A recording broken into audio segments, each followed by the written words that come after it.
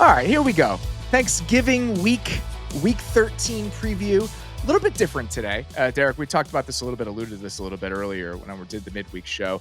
Do this week 13 preview just slightly differently because we're recording it a day early. Obviously, we have Thanksgiving on Thursday. We're doing 5 games this week, and we're just going to talk about one thing on each side of the ball that we're watching in these 5 headline games in week 13. So if you're listening to this on Friday, we are not recapping any of the Thanksgiving games. We're taking Thanksgiving off, but we're going to dig into 5 fairly notable games from this week's slate and that have some fairly important impact potentially on the playoff race. These games of the week are presented by BetMGM, and we are just going to go in chronological order here. Let's start with the Chargers and the Falcons. The Chargers are -1.5 in this game. Let's get this kicked off with when the Chargers have the ball. What are you watching for when Justin Herbert and his guys are on offense in this game? I mean, first of all, this Falcons defense is not very good. So I think we have a pretty good chance, no matter how it gets done, for a pretty good Justin Herbert game.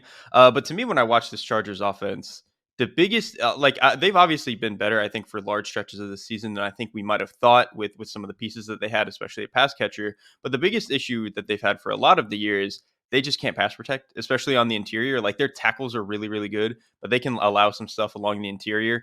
Well, good news for them. They play a Falcons front that can't get home on anybody. They have one of the worst pass rushes in the league, which is something I have probably been able to just say on repeat for a decade now. Since you've been alive, I think. Right. Probably. Like there was maybe one good John Abraham season. You remember when John Abraham was on the Falcons? Are you old enough to remember that? Barely. So it's been like him. They got like one good year out of Vic Beasley. And even that year was bullshit. I mean, yeah, even that year was fake. Like he had like one of the highest conversion rates on pressures like ever. Yes. That was very obviously BS. So other than that, they've been on repeat one of the worst pass rushes that I can remember. And like I think in a game where, again, that's really the only inhibitor I think for this passing offense. Like obviously the pass catchers aren't great, but if you just give Herbert time, he's going to find the void. He's going to get outside of the pocket, which he's done a lot more this year, and go scramble. So I have, unless this is randomly the best game that the Falcons defense has played, I have a good amount of faith that the Chargers are going to be able to do what they need to do on this side of the ball. I feel the same way. I think that with the Chargers, when Herbert has time, they've been able to pick people apart. And I think especially since they've leaned into Ladd McConkey a little bit more as like the featured piece of their passing game, I've been so impressed with him. And we talked about him a little bit with Dane earlier this week when we were talking about some rookies, but his game, just like there's a level of nuance to it. And Dane, I can't remember who was talking. I think it was Daniel Popper that I was talking about this with, where his ability to be friendly to the quarterback and come back to the ball in like very subtle ways. There's just so many details to the way he plays the game, on top of being like a top tier athlete who has some verticality to the way that he plays. Really have enjoyed watching him kind of emerge over the second half of the season here. And I'm with you with the Falcons pass rush. Dane asked me yesterday, he said, do you think the Falcons will regret not taking Jared Verse with the 8th overall pick? And I didn't say this to him, but I probably should have. We should consider whether or not there's an actual curse on the Atlanta Falcons. Like they traded for Matt Judon before the season, and it just hasn't mattered whatsoever. I know Matt Judon's a little deeper into his career, and Jared Verse is a rookie who's been a monster, but we should start to think about whether pass rushers are just incapable of being productive in Atlanta because we're trending in that direction. I think there's got to be something there, right? Like some franchises are just cursed with certain things, and I think Falcons pass rush, again, it is. This is the worst one, though. This is the worst one because there are other ones, like Bears wide receiver was a huge one. Bears quarterback is obviously a big one. Browns quarterback is a big one. There was a while before the Bucs got Mike Evans where if you look at the historical pass catching numbers for the Tampa Bay Buccaneers before Mike Evans arrived, it's bleak. It is bleak. But hey, wait, everything since Joey Galloway. Let's not besmirch Joey. He was there for like 2 years. But the Falcons, yeah, but those were 2 important years for me. So to me, they're the good. Falcons pass rushing void is probably the most prominent one now as we wait to figure out if Caleb Williams is actually a good quarterback or not. So that extends to this game and it extends to Justin Herbert. Speaking of Herbert, I wanted to ask you more of a big picture question about the Chargers, because every time we've discussed the Chargers at length this year, I think it's been 2 things that we've really focused on. The structure of Jesse Minter's defense, just because they're getting so much out of that unit. And then, holy shit, look what Justin Herbert is doing. We really haven't talked about the Chargers offense and what it is and what they're trying to do. So as you think about this Chargers offense structurally, especially as they've become a relevant team that we have to think about a little bit more holistically, considering they're going to be in the playoffs, what about their approach has stood out to you, either positively or negatively? They want to be the Detroit Lions. You can just tell in the way that this thing is structured. Some of the even the signings they made this Yeah. offseason, like going and getting Will Disley, who's going to be a little bit of a blocker and kind of a seam stretcher. Like honestly, Will obviously he's not Sam Laporta, but if you look at what Will Disley gives you and what Brock Wright gives the Detroit Lions, it's kind of like a one for one in terms of what they do. And the Like fact that there's kind of no just a Laporta is blocker. so perfect. There Right. plus Brock Right. Wright, there's no Laporta. Right, there's still and well, that's how it was early in the Lions thing, right? They had the Brock Yeah. Wright, and it wasn't until last year they had Laporta, and so they're kind of in the early stage of this thing. But they're trying to run the ball a lot, get into under center, all this heavy stuff, a lot of play action shots, and I think the play action shots and all the verticality is really what's so different. I think we saw the last 3 years under Joe Lombardi and then Kellen Moore. They were kind of just okay saying, our answer for Justin Herbert save us was all right, we're going to be in a lot of pure pass. You're going to throw a lot of quick game. We're going to trust you to get this thing 5 yards at a time. Greg Roman and Jim Harbaugh said, screw that. You're one of the best athletes at the position. Let's chuck it down the field. And it's not going to be perfect every time. We're not going to connect on a ton of these, but we're going to get enough. And we're going to trust you to get checkdowns when you need to. And we're going to tell you, hey, start being a little bit more of a runner than you've probably ever been in your career. And all of that has gotten the most out of what I think is still not a very talented unit, pretty much outside of the tackles and Ladd I McConkey. love the Lions comparison because I landed on this last night when I was thinking about it. If you look at early down play action numbers, Herbert is using it on like 45% of his early down dropbacks. They've really leaned into it. That's the third highest rate in the league. The two guys ahead of him are Jared Goff and Anthony Richardson. And why I think this is funny is that I think Justin Herbert is kind of an amalgamation between Anthony Richardson and Jared Goff. A little bit. So It kind of he is. has like the cannon, just like let it rip arm. And you see that they're trying to push the ball down the field. They're trying to get these big shots in the way that the Colts are when they use early down play action. And the other comparison there, the Chargers are predominantly a gun team. So they're doing a lot of this from the gun in a way that the Lions are actually doing a lot of their early down drop back from under center. So that's another area where it's more like Anthony Richardson. But you have Justin Herbert able to kind of be the surgical quarterback in the way that Jared Goff is when it comes to ripping the ball over the middle of the field, taking checkdowns. So the Chargers offense kind of landing somewhere between what the Colts are trying to do in the passing game solely, and what the Lions are trying to do in the passing game. When you look at the numbers and then also stylistically, it kind of tracks to me. Like I actually think that that's probably the way that we can talk about it.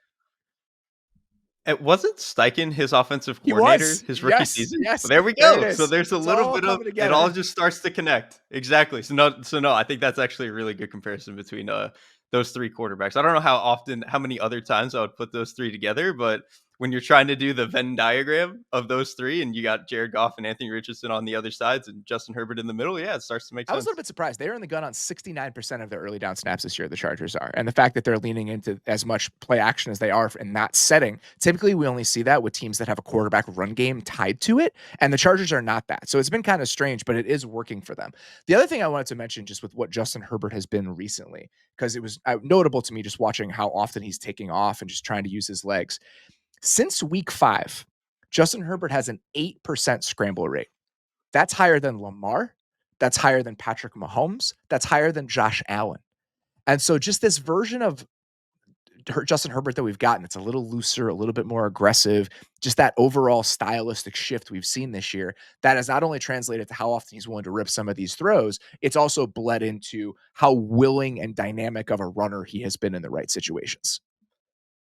I think the Josh Allen one is the funniest because I Shocking. think 2 years ago, it was like Justin Herbert is the version of Josh Allen that doesn't play like he has a lobotomy sometimes, and now the fact that they're like Josh Allen is becoming a considerably more like conservative and normal player, and Justin Herbert is unleashing himself to be a little bit insane at times. It's They're perfect. meeting in the middle, which is beautiful. I Yes, I finally. actually think that benefits both of them.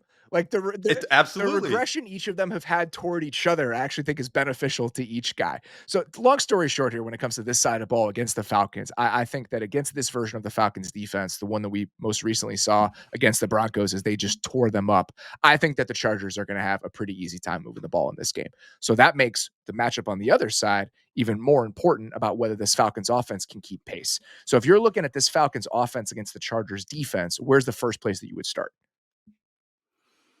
I would start with the run game because I think, kind of just the structure of Atlanta's offense. They want to be good and efficient on the ground to kind of unlock and get into the flow of the game the way that they want. Because they're a very high success rate offense overall, but they're not explosive. So you kind of got to stay ahead of the sticks and do all that stuff right.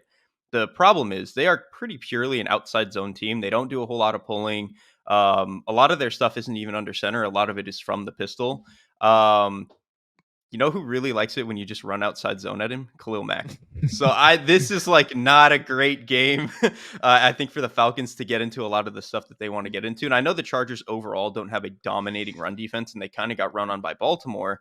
But if the Falcons are going to be so cut and dry in what they do, I actually do trust that this is a well coached enough unit that they're going to be able to kind of slow the Falcons down enough to really make them And just uncomfortable. think about one of the reasons I think this is maybe overstating this, but if I'm remembering some of the conversations I've had over the last few years, one of the reasons that we've kind of drifted away from outside zone as the main run for NFL teams, which it was in like 2017, 2018, like that was the meta for NFL run games. As teams have shifted to more of a too high world, having slower developing runs where you can get guys from out of the fit into it, that's what happens with outside zone. And so the Chargers, I think the way they want to play with all of that too high structure and just keeping a little bit of air in the defense, slower developing runs, that's what they want you to run. The Falcons, based on their offensive line coach, that's who they want to be. They've just leaned into outside zone probably harder than any other team in the league this year, even including the Niners. So I do think that that makes a lot of sense.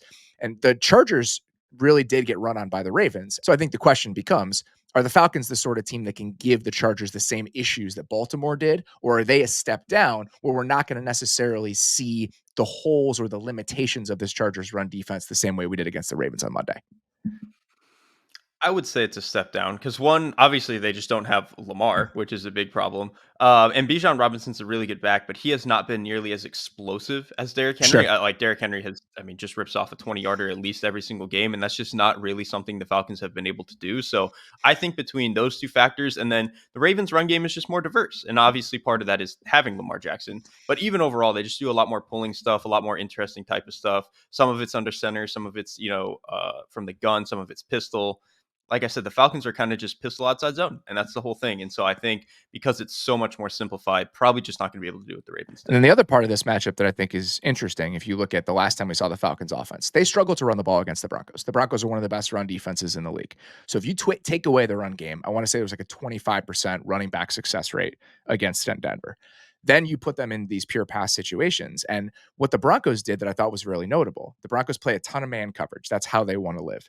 Against Atlanta, they played a lot more zone because that's where Atlanta has struggled a little bit more this season. If you think about Atlanta's offense and the way the passing game is structured, they're so good at manufacturing separation for these guys. Motion, stacks, bunches, slot fades, and wheels where you're creating picks. It's a really fun offense to watch for that reason, and it's led to a ton of success against man coverage. Cousins this year is second in total EPA per next gen against man coverage. Against zone coverage, he's 17th. And that bore out against the Broncos. They played a lot more zone, especially in pure pass situations, than you might expect given their tendencies. And the Falcons offense really didn't have an answer.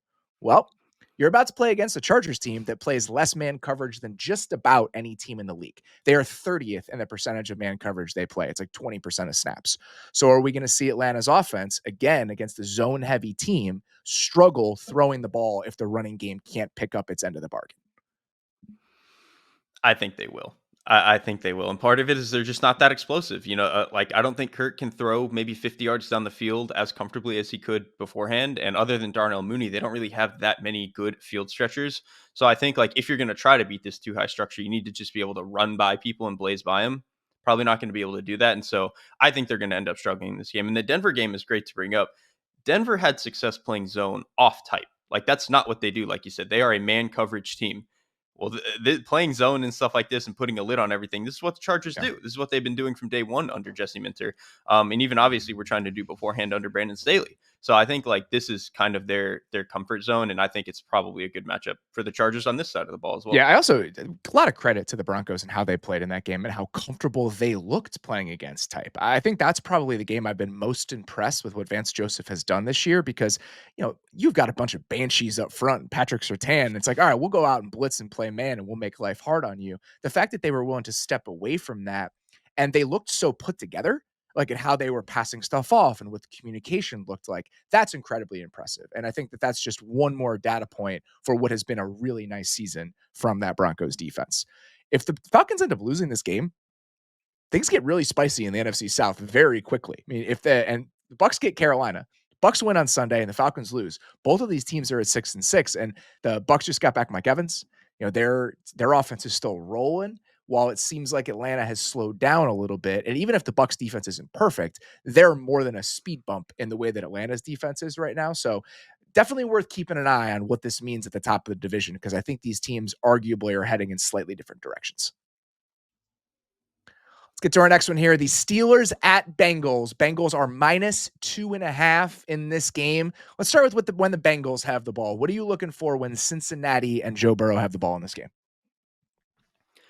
So all season long, I have been really, really impressed with two things from Joe Burrow that I think have gotten me to shed some of the criticisms I had of him before. One, really good at throwing over the middle of the field this season, and he's just doing it a lot more. He was always like pretty efficient at it. It's just he wasn't doing it at nearly the clip that I wanted him to, and that I thought some of the other top quarterbacks did. Not been the case this year. He's been really good throwing over the middle. Part of that is they've unlocked Chase to play over that over that part of the field a little bit more, so that's been a certainly part of it.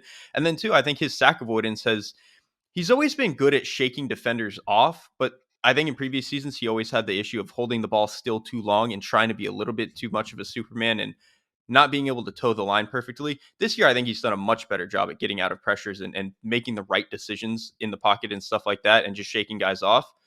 This is a Steelers defense that is going to test both of those. They're really good at defending the middle of the field, and they're really good at crushing the pocket from every single angle, even if they bring their backers. Like their linebackers in this game, Patrick Queen and Landon Roberts, better blitzers than the Bengals have pass protectors at the running back position. So this is just a game where, for as good as I think Burrow has been in those two areas, he's definitely going to get tested on both of those. It's where I would start and where I would finish on that side of the ball. The fact that this Steelers pass rush against this Bengals offensive line is a concern for Cincinnati.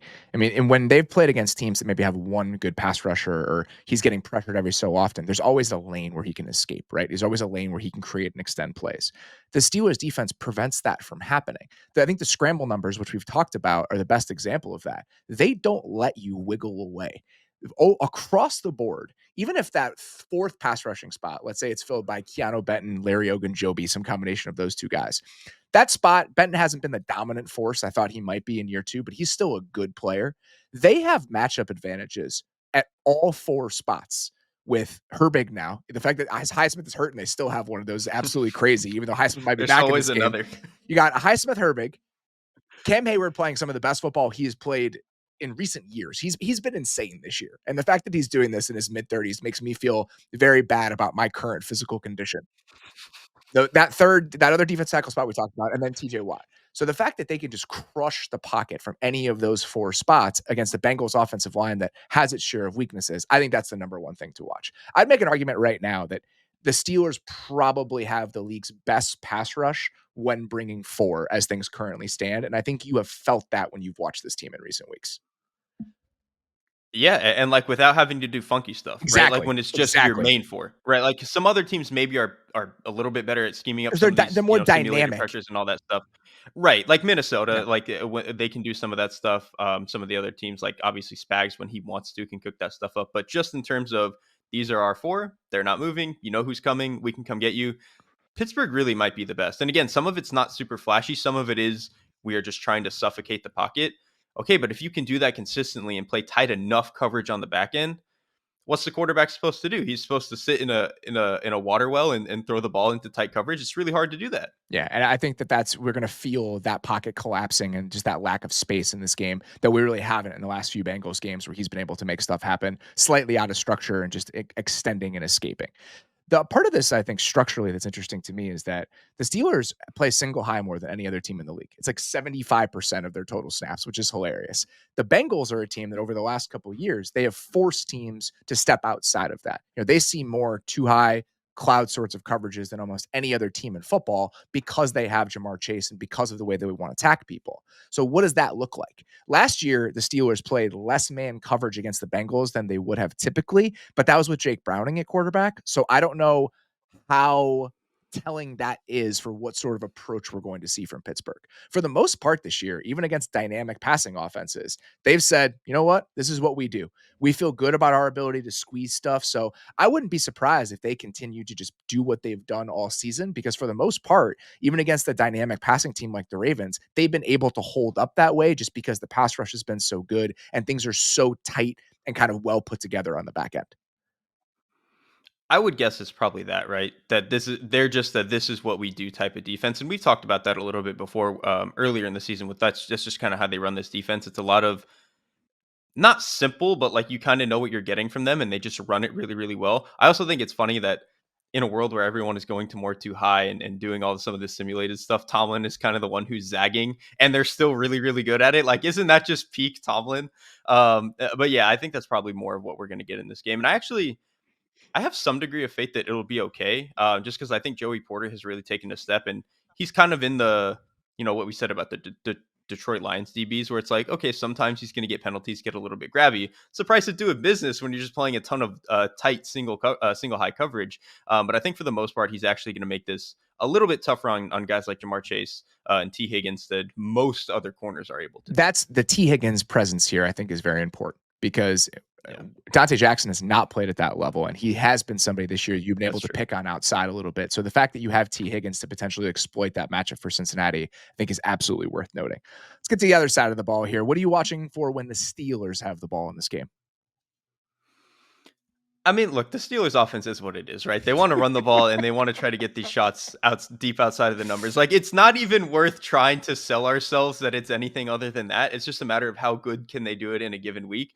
And the Bengals, they're not terrible at allowing these deep throws outside of the numbers. They've allowed the eighth most completions past 15 yards outside the numbers, which is not detrimental, but it's gettable, right? And that is probably enough for the Steelers offense to get a couple of them in this game. The thing that I actually found interesting was, do you remember early in the season when the Bengals had like the worst run defense in the league? They were just getting gashed like for probably 6 or so weeks. I actually looked it up. Since week 7, they've been 17th in run defense success rate, which is not great, but you've gone from bottom of the barrel to middle of the league. And so I actually think like if they have a chance to at least stop the run game a little bit, I'm just more worried about some of the deep shots outside of the numbers. I was looking this up as you were talking because I was curious. I had seen it as I was looking through stats over the last couple of days, but I wanted to get it right.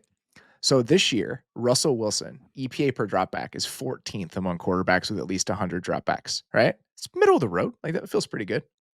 Where do you think he ranks in success rate? Oh, it's not good. That's the funny thing about him and Justin Fields is like down to down, it's not that different. He's just getting explosives. He's probably like, how many qualifiers are there for what you're looking at? 36. 39, excuse me. There are 39. I'll go 30th. He's 33rd.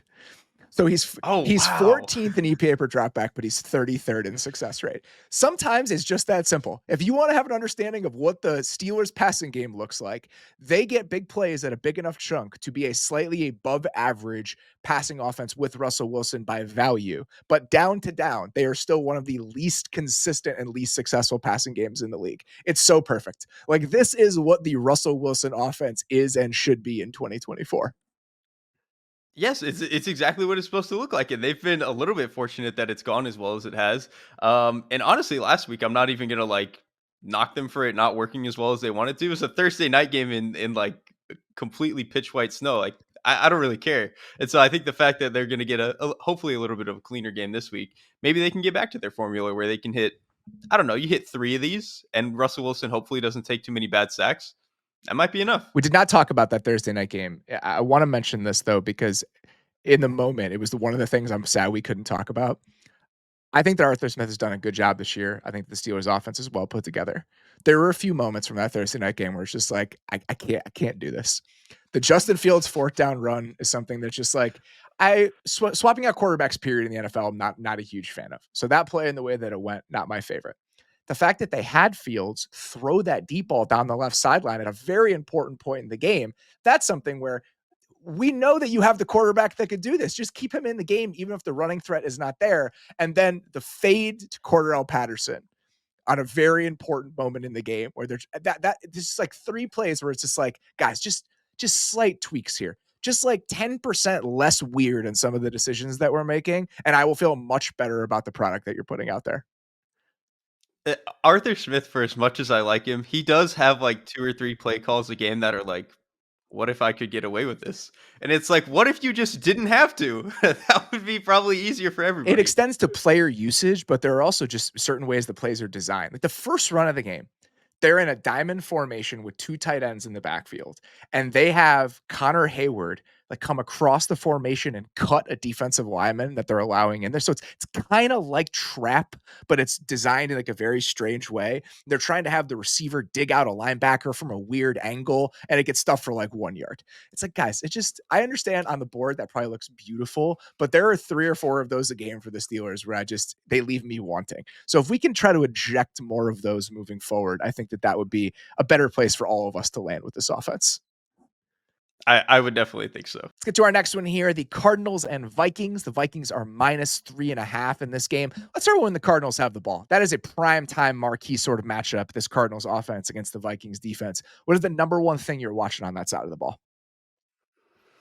I mean, I hate to sound like a broken record here, but it's the run game. This is a really interesting Cardinals run game versus a really, really good Vikings run defense. The Vikings run defense, this has probably honestly been one of the most shocking things to me all season. The Vikings run defense, if you look at like any numbers, success rate, EPA, whatever it is, they are top 2 or 3 in every single metric. They have been fantastic against the run this year.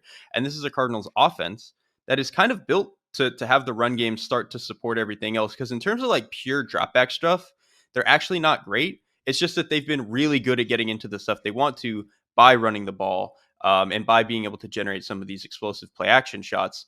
Well, I think they might struggle a little bit to do that in this game. And I think typically when Arizona has struggled to run the ball, it's been because they get pushed around by bigger bodies. Like they try to do some of this gap stuff and they're good at it and good at pulling, but it's just sometimes the other team is stronger. That's actually not what Minnesota is good at. They have a lot of lighter bodies that they just throw into random gaps and you don't know where Flores who he's going to put where.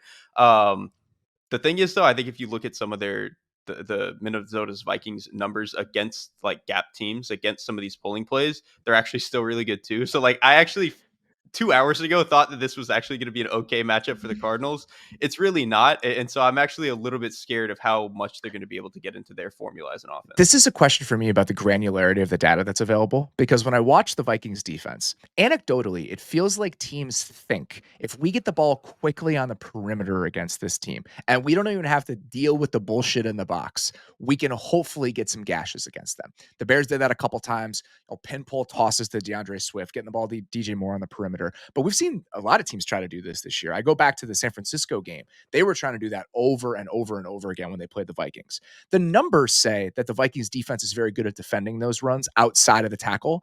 I wonder how many of those are slower developing outside runs where some of this penetrating style actually becomes a little bit more important than quicker hitting pin, pull, and toss stuff. So that's what I'm curious about. Can the Cardinals get the ball on the perimeter very quickly with some of those pin pull looks that they try to use? And is that the way to attack this Vikings run defense? Because that's who the Cardinals actually want to be. They do a lot of that. And anecdotally, it does feel like that's one area where you can kind of get after this Vikings team, even if the numbers don't necessarily bear that out. That does make sense though, because with a lot of the outside zone stuff, you kind of need everybody to make sure their gap is not getting just completely blown up by some weird, maybe they're backdooring a block or maybe they're sending a linebacker early that you didn't think that they would send. You kind of need everybody to be in line with some of the pin pull stuff that the Cardinals do, which they do it more than anybody, where they pull the center and the front side guard. You kind of just need the end to get blocked down, and then everybody else is going to kind of get sprung out to the perimeter the way they need to. So I do think if there's a way that they can get on top of this Vikings run defense a little bit, it's probably going to have to be with that. We don't have to look very far back to see a game where the Cardinals struggle to run the ball and see the effect that had on their drop back game. When they have to drop back on 3rd and 7, 3rd and 8, you feel the deficiencies with the offensive line. And so if the Vikings can slow them down and get them into those situations, I think that we could see another game where the Cardinals passing game struggles.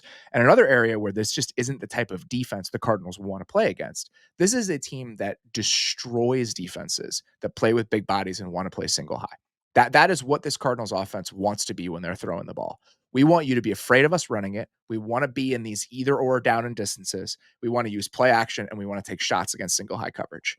Well, that's exactly the opposite of what the Vikings are, right? They play a ton of diamond passing situations. They play a lot of too high coverages that they shift to out of those blitz looks. And so it just feels like there aren't as many avenues for the Cardinals offense we understand to take advantage of this Vikings defense specifically. They can hurt a good defense, but structurally, this just isn't the sort of defense they line up well against. It's really not. And then even in the pure pass stuff, Kyler Murray is kind of gettable on like simulateds or even some of the drop 8 stuff that Minnesota is actually willing to do. Because Kyler Murray, I think when you send extra bodies at him, obviously has that gear to just get outside of the pocket, go. He can scramble, he can do something, and he can make a play that way.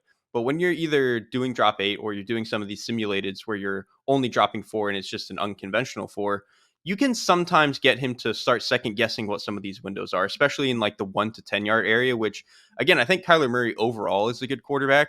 That 1 to 10 yard area is still He's progressing in not that where he area. does. He's better now than he has been He's in recent better. years, Yes. but it's definitely still the part of his game that is most work in progress. Yes. It's gone from not great to like, okay, in certain games you can be okay at this, but this is still not where we want to be winning. And I think against the Brian Flores defense that does a really, really good job of making things cloudy for quarterbacks specifically in that area could be a little bit of a tough one. Yeah, I'm curious where they get some of these chunks. I'm thinking about like sail route hole shots to Trey McBride. Can you get some high lows against these zone coverages? They're able to do that, right? Like they're comfortable playing that way, but it's not necessarily the type of game they want to be playing. The one thing I would point out about the Vikings defense is that this pass rush has lost a little heat as the season has gone along. If you look at the first 4 weeks of the year, they were 6th in pressure rate. And anecdotally, that feels right. You think about the way that they were just destroying teams and embarrassing them over the first month of the season. This is still the best defense in the league if you look at the advanced numbers, but they've slowed down a little bit. They were 20th in pressure rate per next gen in weeks 5 through 9, 16th in weeks 10 through 12 so far.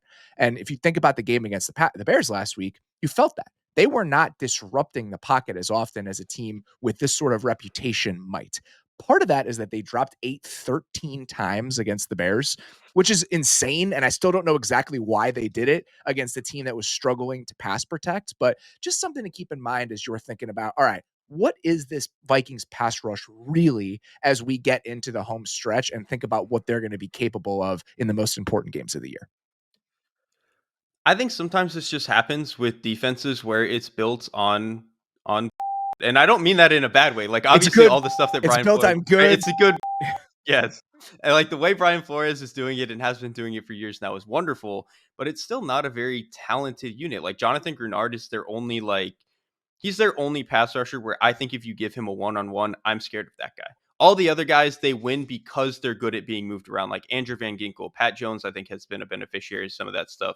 Even the linebackers, Ivan Pace, who I don't think is playing in this game, but he's obviously been a really good blitzer. He's on So IR. all of that stuff combined, right? Exactly. So I think they've just kind of had issues on a talent level. They're still good at throwing a bunch of stuff and making things complicated. But I think as the season goes on, as the offenses get more tape on you, as they figure out their own protection rules, some of the stuff you're only throwing at them and not really winning just on talent can start to fall away a little bit. I still think they'll be fine, but Yeah, still. I think they'll be fine. I just don't think that they're the world altering sort of pass rush group that we saw early Exactly. in the season. And this is such a fun kind of roundabout moment from all the discussions we were having in the first month about why are offenses struggling and why can't teams move the ball and why are defenses ahead? Well, with less practice time and less cohesion for offensive lines, you're going to have inherently worse pass protection, I think, early in the season before things start to settle a little bit. And now I think we've seen that. Teams have gotten used to playing together. They know who their best five are. There's just a little bit more of a settled feel to this is how we want to attack some of these exotic looks. And I think the Vikings have been a little bit of a victim to that, even if against pretty much every offense in the league, they're still the sort of unit that's keeping you up at night. So speaking of good let's get to the other side of the ball. Because when the Vikings have the ball going against this Cardinals defense, I think you can make a very real argument that the Vikings and the Cardinals have the two weirdest defenses in the NFL. If you look at the numbers, it totally tracks. The Vikings drop 8 at the highest rate in the league. Who do you think is second? Arizona Cardinals. There you The go. Cardinals use creepers at the highest rate in the NFL. So those are simulated pressures where you're bringing somebody from the second level and dropping somebody off the line of scrimmage, but only bringing 4. The Cardinals do that at the highest rate in the league. It's like 8.8% of dropbacks. The Vikings have the highest defensive line drop rate in the NFL. So they have the highest percentage of snaps where somebody is dropping from the line of scrimmage and they are playing coverage. Because think about it. Think about all those mugged up looks that they run. So they're not running as many creepers because people aren't starting back. They're starting at the line of Right, scrimmage. and they have 7 on the line already. So, but if all of it in totality, when you think about all the numbers, these are the two weirdest defenses in the NFL. The question then becomes, is the Cardinals defense good weird and good enough to give this Vikings offense problems? I think they're like chaotic neutral. Like, I actually don't think they're a bad unit anymore. Early in the season, they were like chaotic evil. They were just bad. They weren't actually any good. But they've actually started to play a little bit better. And I think a big part of it is like these dudes just play hard. And I know that's like kind of cliche, but you watch every single player on this defense, whether it's the defensive tackles you don't know the names of, Baron Browning, who they traded for midseason, like all these random guys, they are playing their asses off. And they're like Baron Browning put his life on the line to take on a guard last week. And I was like, yo, this is how you need to be playing defense. And that to me just kind of spoke to the way that they've been playing defense. And then the other thing is, though, to me, it's not just some of the stuff they'll throw on you on passing downs that is weird. I think when you watch them in run defense, they play maybe unsound is the way I'll say it. They are very willing to let guys backdoor blocks. They spill everything to the perimeter. Like they're not trying to box stuff to put it back into the interior. They're like, nope, spill it. Somebody, Buda Baker will go find it on the perimeter, all that stuff. So I think they're just built on trying to get chaos, trying to get into the backfield because they know if they're just trying to squeeze you and play like say the Chargers, they're just not going to do it well enough and not going to limit you to these gains.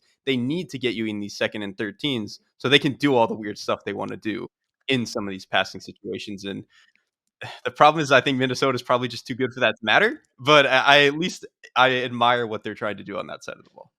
I'm at a point right now where I think I'm not sure I'm there with the Cardinals defense. I appreciate everything that they're doing, and I think that you're right. I just think the talent gap is a little bit too wide against really good offenses Yeah. in the league. If you look at just the way that the gap and maybe the advanced numbers and the general consensus about how good of a unit this is.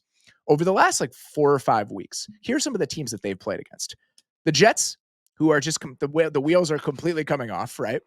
They played against the Bears 2 weeks before the Bears fired their offensive coordinator, and I believe 16 different Cardinals had a pressure in that game. It was one of the craziest pass Yep. rush games I've ever seen. They played against the Seahawks last week. I can't even describe to you how frustrating and nauseating it is to watch the Seattle Seahawks try to pass protect right now. It's really, I'm really bad.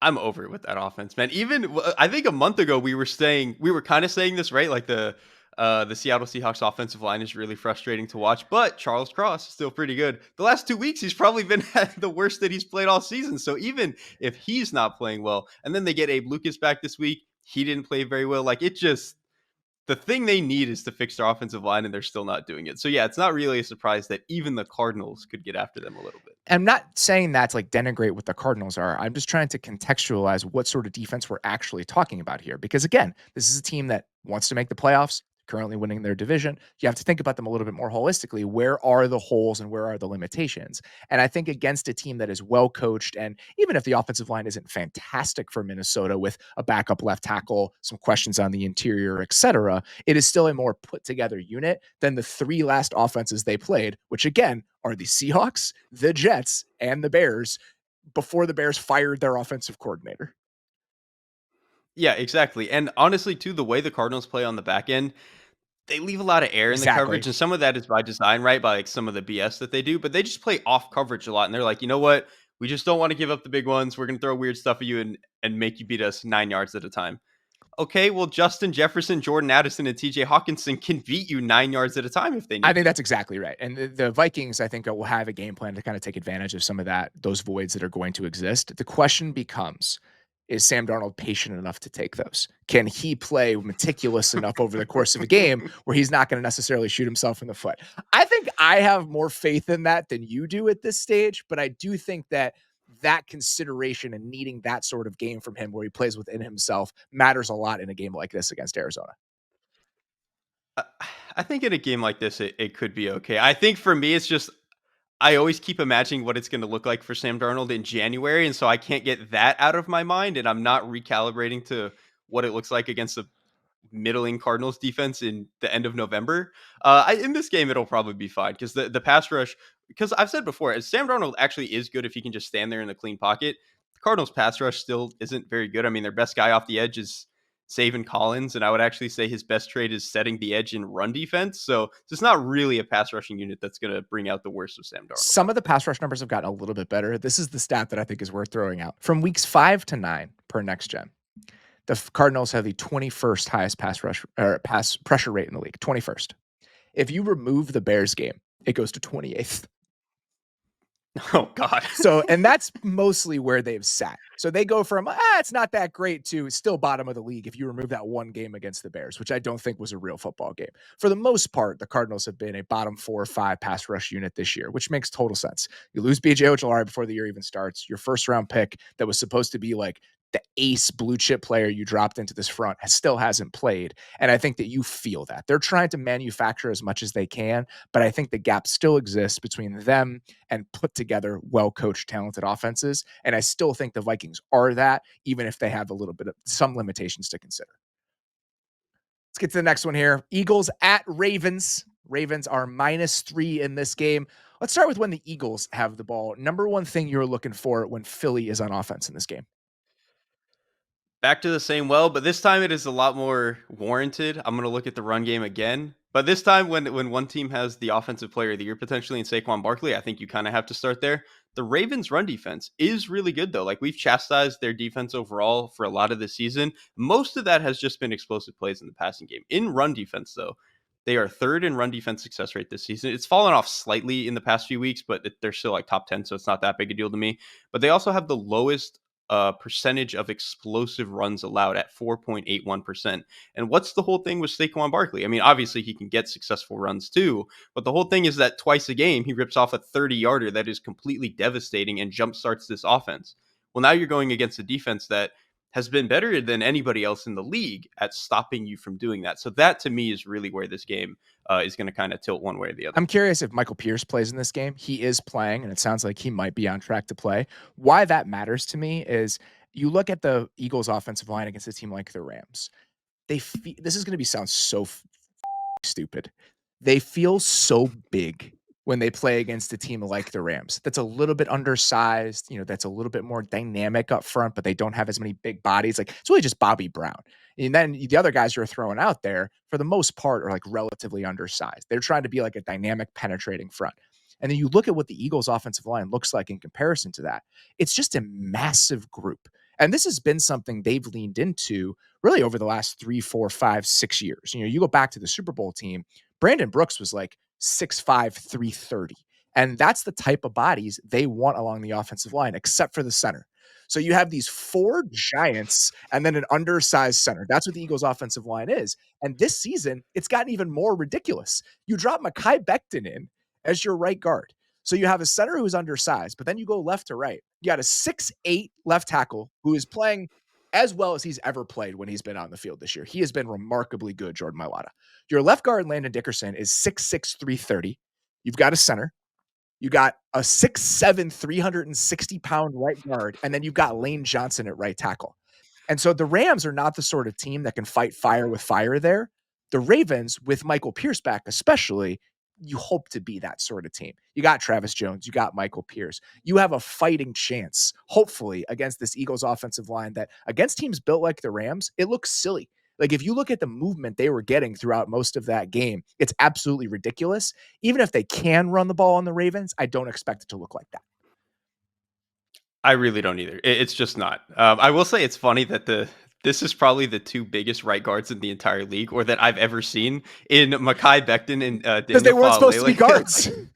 Right, they weren't supposed to be guards. They weren't supposed to be playing here, and then they both came into this season, and both teams were like, "Well, somebody's got to play right guard. You got to go out there, big man. And they've actually both played fairly well at that stage. But yeah, I do think Pierce is huge, particularly in this game where you're going to get a lot of these runs that are inside against 330, 340 pound guards. So I think getting a guy like Pierce would be huge. But I kind of do trust this Ravens run defense.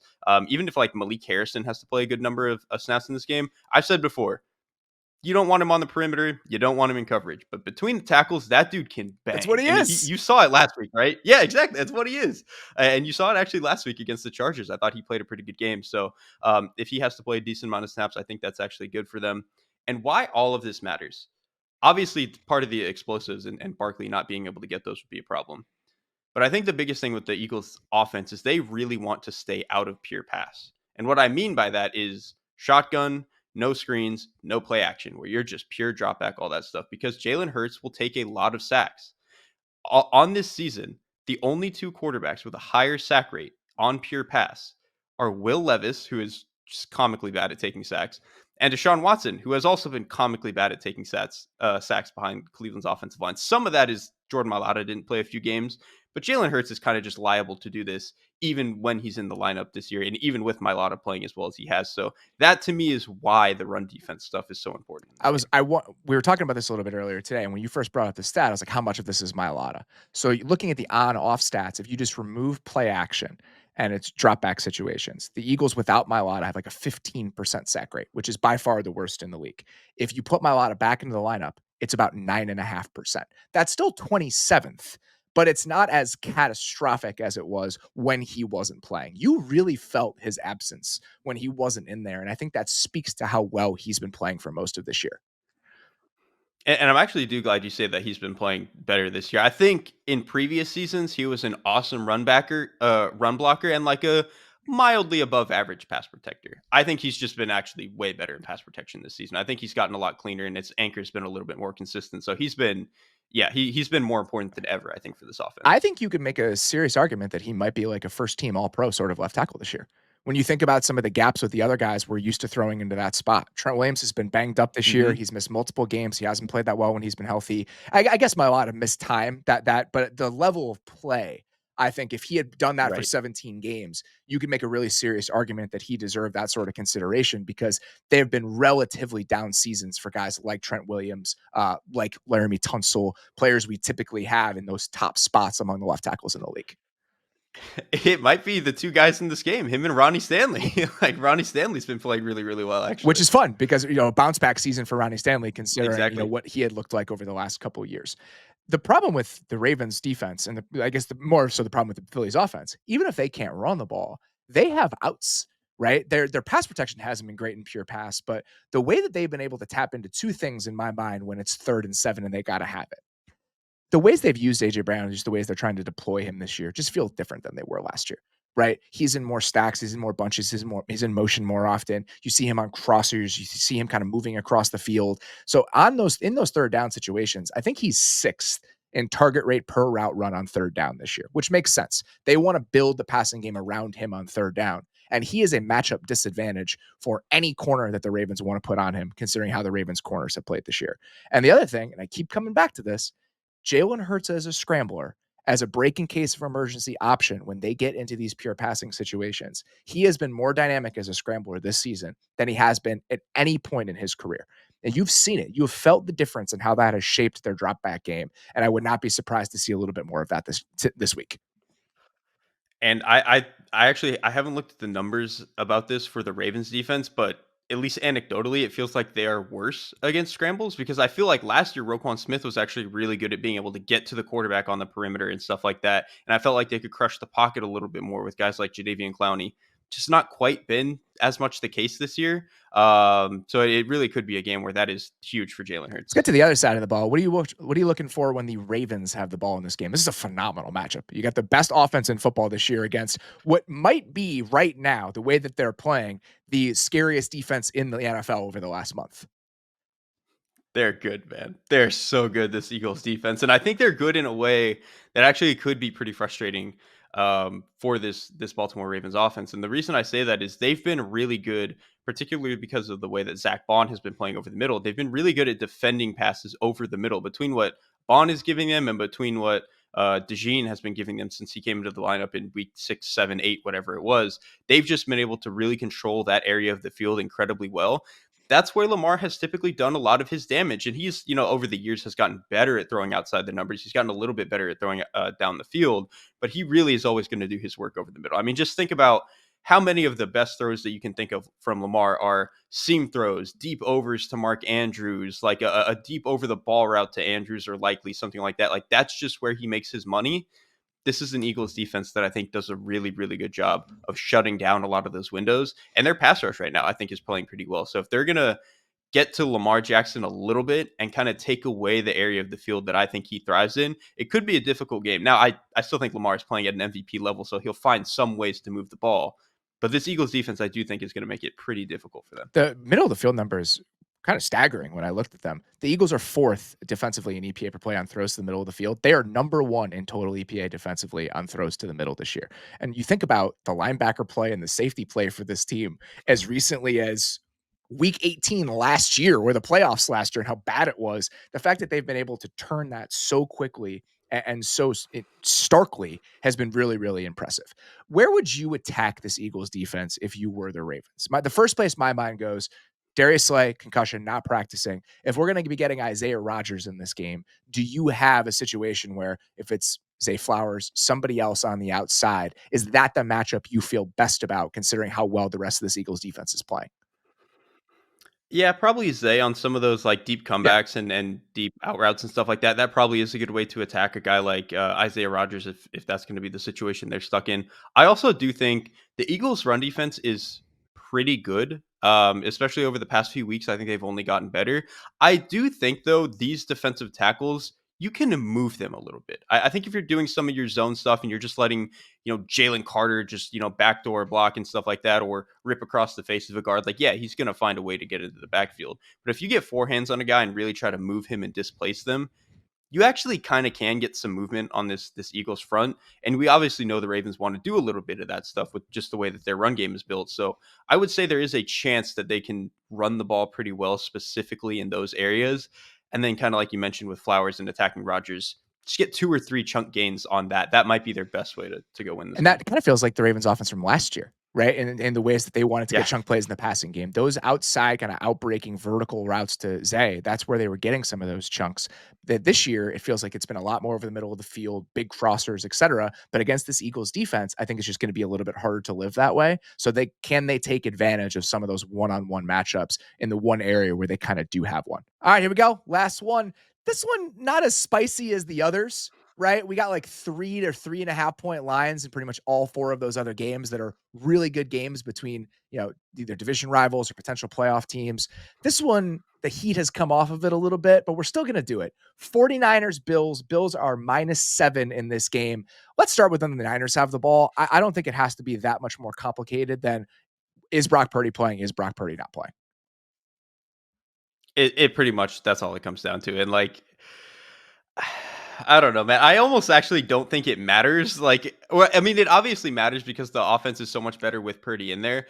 But I do think I've actually gotten to a point with the 49ers offense that I actually think that this is just kind of a terrible matchup for them, even with Brock Interesting. Purdy, Okay. for a Why do you number say of that? so one, I would start with the run defense. We actually kind of just mentioned with Philly, they're a good run defense, but you can run at them if you put four hands on guys and displace them and all that stuff. I think that's also true of Buffalo. I think if you get four hands on a guy, you can really displace them, you can move them, you can get some movement. It's not what the Niners do. I've said at 100 different points this year, they don't do any of their gap stuff anymore because they're not good at it. All they're doing is a lot of this outside zone stuff, and really a lot of their linemen aren't even playing at the level they've played at before. Obviously, we knew left guard to right tackle has not been that great. Dominic Pooney at right guard has actually been, better than you would expect for a mid-round rookie. But Trent Williams at left tackle, I don't think has been the dominant force that And he he has might not even been be playing in pretty this much game since. again. Right, that's true. Yeah, and so and again, even if he was, he just hasn't been up to that level. So I think it's kind of a good matchup for a Bills defense that they want to play lighter bodies. They want to have these 220-pound linebackers. They want Taron Johnson on the field all the time. Okay, well, if all you're doing is running zone at them, perfect. That's what they want you to do, and they're going to be able to go fit that stuff up. And then I also kind of think, we've kind of said the Bills defense, maybe their pass rush isn't great. I think it's been good enough, but it's not been great. Okay, well, this is a matchup where you can beat up on this offensive line anyway. I think you can get through against this offensive line. So there's just so many ways where I look at this and what the Niners have struggled with and like what they can actually do versus what the Bills defense wants to do. It's just hard for me to find where this is supposed to work for the 49ers. I'm with you on that. And one area where, a previous version of the Niners might be the sort of team that could take advantage of the Bills, I would say two things. One, explosive runs, right? The Bills have struggled giving up Mhm. explosive runs this year. Even though their run defense down to down has been good, you've been able to get them a little bit because I don't think the safeties are great in run support. That this Niners team just isn't that sort of team running the ball right now. They have not had that many explosive runs. They're 15th in explosive rush rate this year. And obviously a lot of that was done without Christian McCaffrey, but he does not have the juice right now that we have come to expect from Christian McCaffrey. So if you're not able to rip off big runs in this game, where does that leave you? And the other part I think is worth mentioning, the Bills showed us against the Chiefs. They're willing to play man coverage if they think that's the best option for them. They're not just going to sit back in those two high shells that they've loved over the last few years if they don't think that's the best approach. And this Niners offense has struggled when teams have challenged them in man coverage, especially over the last 4 or 5 games. You think about the body types in that Bills secondary. Jawan Jennings, when he's really working people, it's because he's out muscling them, right? The physicality he brings to the game is just something that not a ton of corners can handle. Well, if there are corners that can handle it, Rasul Douglas and Christian Benford are two of those guys. So the things that the Niners have been able to tap into, even when they've been struggling a little bit, I don't necessarily know what those look like when you're putting it against the backdrop of this Bills defense. That is such a great point about the corners because I think it was either last week or the week before. All the Niners had on offense was what Ben Solak has called third and Juwan, which is just anytime it's third and pass, Juwan Jennings is going to be right at the sticks That and you was hit him. adorable when it happened 2 times a game. When it's happening Right. 11 times a game and he's the only option, it's a little bit less fun. Right, when it's like a little sideshow thing, it's cool. Now that it's the main attraction, not as cool anymore. And again, this is a perfect matchup for it to not really work as well as it has in previous weeks, where you got dude Rasul Douglas. He had a rep against the Chiefs. I don't remember who the receiver was, but they've got him right on the line. I swear, holds this receiver on the line for a full like 4 seconds, like just the entire play. It's dead on arrival. Does it? The dude never moves. He's in quicksand the entire play. Juwan Jennings is better than that to allow that to happen to him, but that's just the type of physicality that you get from this Bills defense. So again, they're just going to test the Niners in a way that I think kind of just gloves up every single thing that they want to do on that side of the ball. Let's flip to the other side of the ball. What are you looking for when the Bills have the ball in this game? Dude, I think the Bills are going to maul this 49ers defensive front. It's going to be ugly. Obviously, last week was ugly. When I was watching the tape of that game again, the Packers against the 49ers defense, my main takeaway was wow, everybody other than Fred Warner is an NPC. Like these are just they are not the level of players that 2 years ago it was like, wow, you've got pro bowlers everywhere. These guys are so explosive, they're so mean. That's just not true right now. And then even it came out today, Fred Warner has been playing with an ankle injury for like 2 months. So even he has not fully been to the level that he's been at. Like it's just they're gonna get mauled. I'm not saying that he shouldn't have done that. I'm not like criticizing Fred Warner here. That feels to me from the outside looking in like a white flag sort of moment. It's just like we're kind of done here, so I'm going to tell you what's been going on with me, and that to me feels like that feels like a bad note on which to start a week when you're playing against this Bills defense.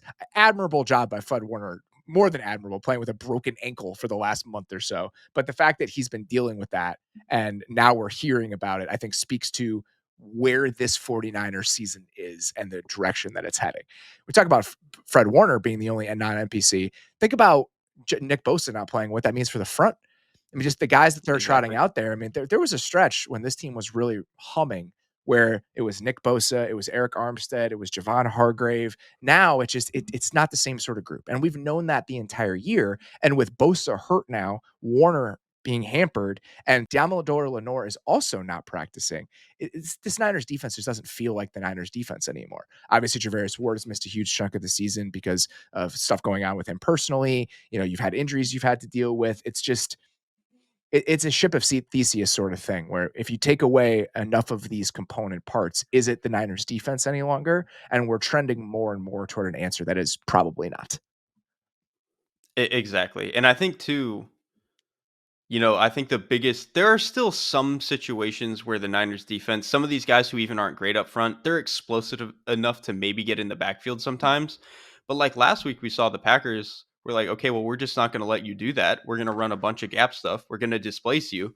That's exactly what the Bills want to do. They want to run duo. They want to run some of this funky gap stuff. They want to run trap. They want to move and displace people and hit you. And they're gonna, and honestly, I don't remember what the number is, but they probably put 6 offensive linemen on the field more than anybody.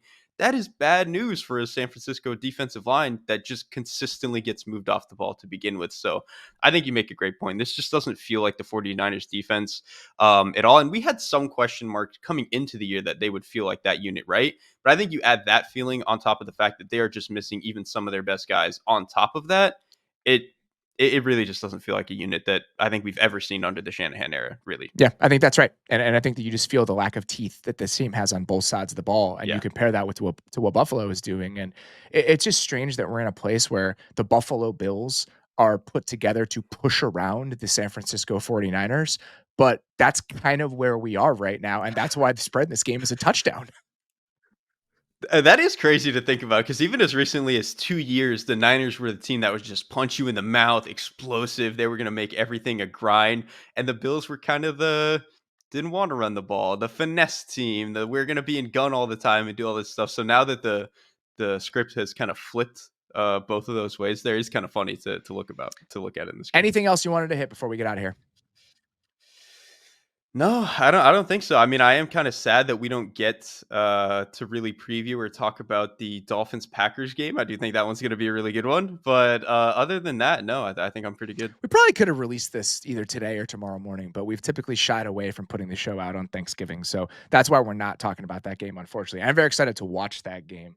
Obviously, if the Dolphins win, they huge strides in their playoff chances. I want to say Austin Mock from the Athletic today put it out that if they win, they have like a 50% chance of then making the playoffs, which sounds right.